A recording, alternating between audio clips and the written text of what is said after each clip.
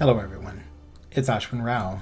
In today's video, I'm bringing back a brand to this channel that has been absent on internet forums and Instagram for some time now. They're a brand that brings a lot of heritage, quality, craftsmanship, and style from one of the world's most famous bootmaking regions. This is Indonesia, and this is, in this case, Midas Bootmaker. Midas, which is run by Emil Putra, is one of the world's best bootmakers, combining some of the philosophies of dress shoemaking, the quality, the skill, the craftsmanship, higher stitch densities, precision clicking, and just really elegant lasts, but taking some of those concepts and bringing them into the world of heritage bootmaking. And they've collaborated with shoegazing and Skolix in Sweden, as well as others who are essentially showcasing some of the skill and style, understanding that there's this new melding of markets between dress wear and heritage wear as workplaces become more casual, and dress wear, while already casual, is becoming more elevated in the quality and craftsmanship that people are putting into dressing up, but dressing down. Interesting contrast there. So anyways, wanted to take you through this unboxing and reintroduce the world to Midas Bootmaker. To me, Midas represents a brand that has done an incredible job to blend the quality of heritage craftsmanship with the skill and precision of advanced dress shoemaking, to be honest with you. So basically combining that more rugged look with finer levels of build quality to create something kind of unique that more and more are starting to develop. Attention to detail that's at a level close to not really bespoke shoemaking, but certainly made to measure, high-end classic dresswear makes. That is something that Winston has done incredibly well. And Midas essentially was Winston's more casual line of heritage style boots that split away with the idea of bringing that same type of craftsmanship to the heritage world. And it's a message that has obviously been spread, and not just incredible to wear, incredible to last, but incredible to look at, to study, to understand as pieces of craftsmanship, engineering, and manufacture that really are something to behold if you wish to look at them not just as functional, but also as works of art. Midas has taken a bit of a hiatus, and you could certainly ask Emil about why. I think he told me a lot about kind of re-envisioning the brand to make sure that the lasts that he was creating, essentially the molds around which the shoes were made, would really elevate to a standard that he held himself to, and would distinguish himself from other makers who are doing similar things. I think he has, to some degree, been challenged by figuring out how to execute that, as well as to retain a staff of craftspeople who were true to his vision and bought into his essential business model. And so Emil's in the process of doing that. I asked him about where Midas is in terms of production now, because this was certainly a boot made for me, and I'm very excited to see it. But he said that they are planning a trunk show in the coming year, after which Midas will kind of be re-released at the current level of production quality. And I'm hoping to see some of that in this model, which is a new version of the Vanquish boot, which is kind of a take on the Edward Green Galway boot, which has become popular, a country boot style coming out of the UK. That's different than your field boot, than your service boot style, your boondocker style, your more rugged logger style boots. The country boot was made for days in the country in the UK and Britain at a time when hunting and those types of things, spending time out in the field, was a much more popular way to be, and with a slightly different style and aesthetic. So while this boot and style ties itself to that heritage history, the idea is that this boot will show you some of those details of that heritage coming from the field and country boots of UK lore. You can see the brand here, Midas, traditional bootmaker, with the hammer and grip, very strong vibe here. And we're going to put this aside and take a look at these boots. Well wrapped in bubble wrap, and we see this particular presentation is very familiar to me. It's a style of packaging that includes this Midas boot bag.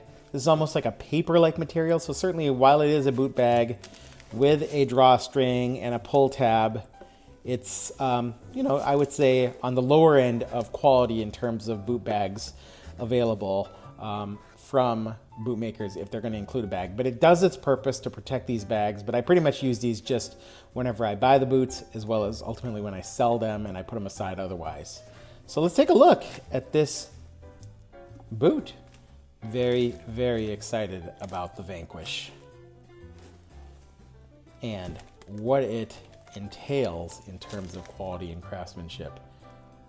It's a beautiful makeup that has some differences in character and craftsmanship, and it uses a very unique leather that I've never seen done in its reverse or rough out form, and that's Toscanello horsehide. For those of you who might remember Toscanello horsehide or horsebutt, it's a very popular boot leather that just has a very unique, kind of a dark taupe character, and this is the rough out version of that I just have never seen done.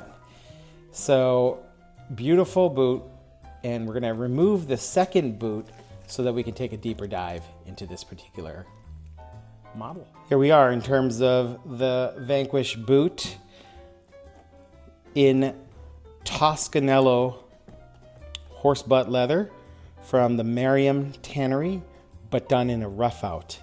So this rough out leather has the properties of horsehide, which is pretty cool, meaning that it's not going to really form creases, it's going to roll. It's got a thicker yet supple handle.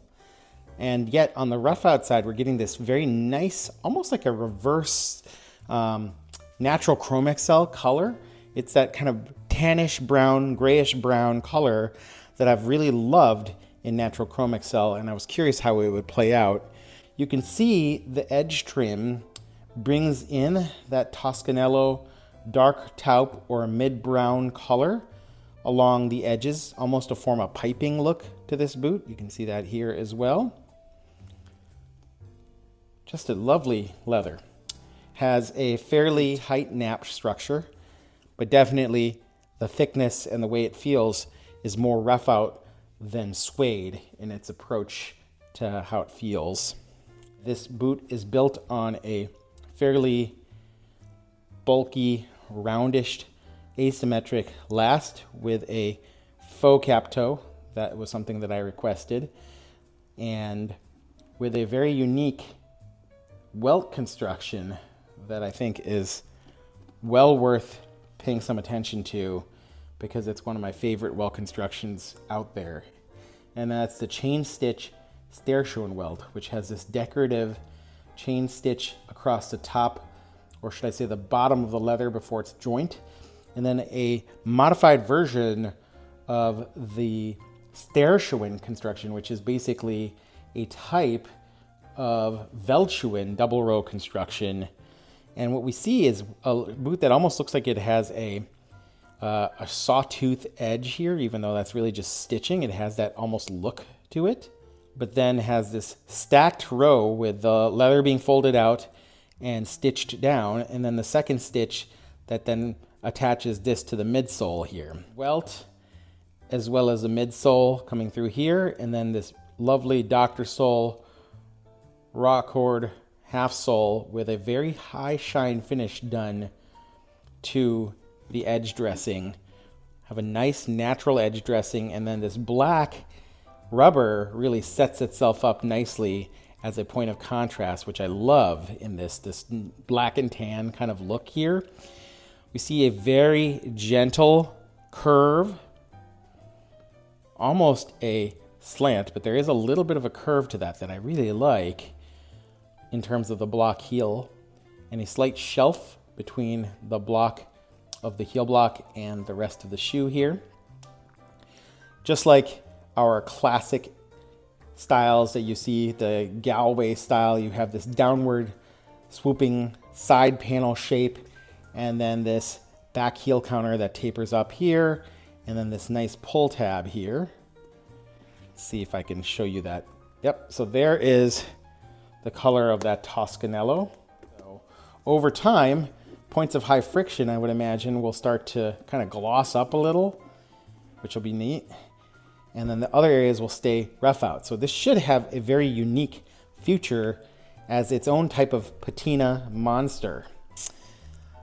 The stitching here is done very, very well. Very high density stitching with a machine done to create this double row, this facing distinction here that separates the side panel and drapes over that side panel and attaches the remainder of this facing that is characteristic of the Galway style. Derby style boot with an open channel lacing system, which is these pieces here not attached in a V, but with two separate flats.